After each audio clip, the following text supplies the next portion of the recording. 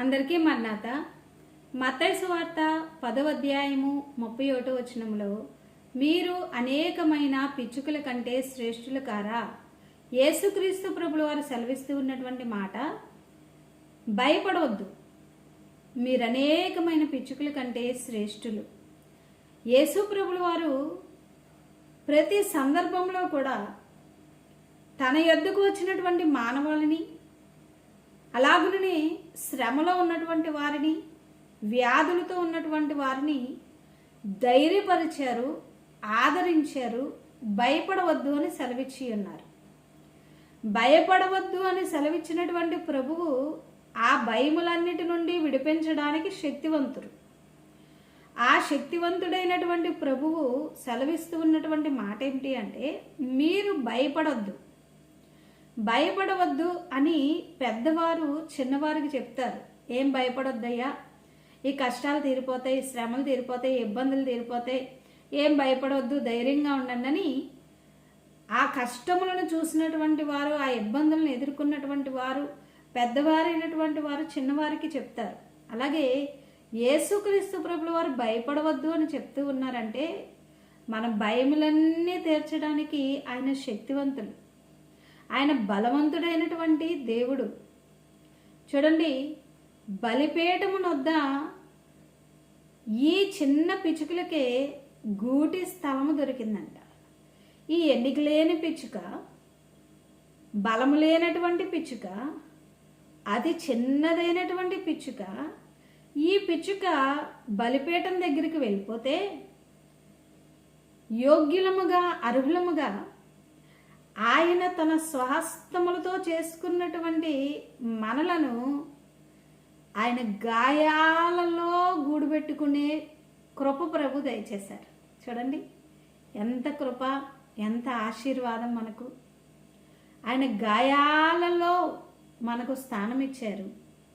ఆయన శరీరమును మనకు ఆహారముగా ఇచ్చారు. ఆయన రక్తమును మనకు పానముగా ఇచ్చారు. మనలను బలవంతులుగా చేశారు. ప్రభు ఆ సందర్భంలో చెప్తూ ఉన్నారు, ఒక్క కాసుకు 2 పిచ్చుకలు కొనబడతాయి. ఒక్క కాసే 2 పిచ్చుకలు కొంటారు. కానీ ఆ పిచ్చుకలలో ఒక్కటైనా నేల మీద పడాలి అంటే తండ్రి సెలవు కావాలి. ఒక పిచ్చుక నేల మీద రాలాలి అంటే దేవుని సెలవు కావాలంట. ఆయన స్వరక్తమిచ్చి సంపాదించబడినటువంటి ఆయన పిల్లలమైనటువంటి మనకు హాని కలగాలి అంటే ఆయన సెలవు లేకుండా ఏదియు ఎంత మాత్రమును మనలను తాకలేదు, ముట్టుకోలేదు. మనం ఏమాత్రము కూడా భయపడవలసిన అవసరము లేదు. మీ హృదయములను కలవరపడనీయకుడి. ఈ సమయంలో ఏ విషయములో మీరు కలవరంగా ఉన్నారో, ఏ విషయంలో మీరు భయపడుతూ ఉన్నారు, ఏ విషయంలో మీరు కృంగిపోయి ఉన్నారో, దిగులుతో ఉన్నారో, భయపడద్దు. మీరు అనేకమైన పిచ్చుకల కంటే శ్రేష్ఠులు. మీరు నా బిడ్డలు, నేను మిమ్మల్ని పేరు పెట్టి పిలిచాను. మీరు నా స్వకీయ సాంపాద్యము, నా ప్రాణం మీ కొరకు ఇచ్చాను. మీకు ఏది కావాలన్నా నేను ఇస్తాను. మీరు నా సొత్తు, మీరు నా పిల్లలు అని ప్రభు సెలవిస్తూ ఉన్నారు గనుక ఆయన వైపు చూడండి.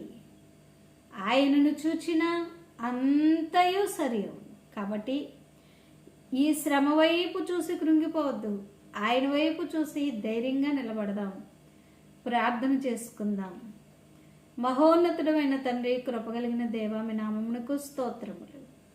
మీ పిల్లలైనటువంటి వారు ఏ విషయములో అయితే కలవరపడుతూ ఉన్నారో, దుఃఖిస్తూ ఉన్నారో, బాధపడుతూ ఉన్నారో, ఈ సమయంలో వారి కంటి నుండి జారుతూ ఉన్న కన్నీటిని మీ హస్తములతో తుడిచివేయండి దేవా.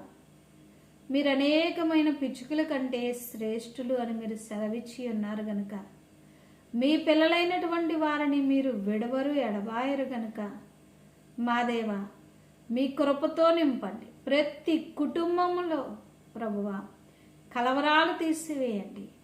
చింతలు తీసివేయండి, అసమాధానము తీసివేయండి, లోబడే బిడ్డలను దయచేయండి ప్రభా. సాతాను దుష్టుని అంధకార క్రియలను కుటుంబాలలో బంధించండి, మీ సన్నిధి కుటుంబములలో ఉంచండి నాయన.